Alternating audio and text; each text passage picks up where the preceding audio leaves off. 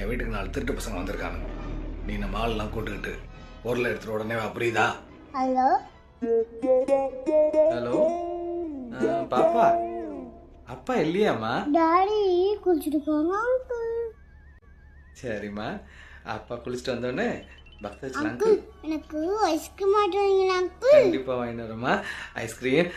அப்பா 5 ஸ்டாரும் 5 star ice cream எல்லாம் வாங்கிட்டு வரமா.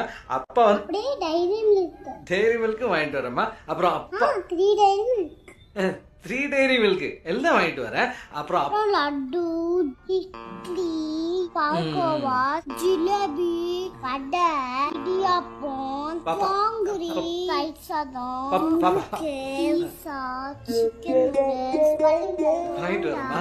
பாப்பா அப்பா ஐஸ்கிரீம், பீஸா.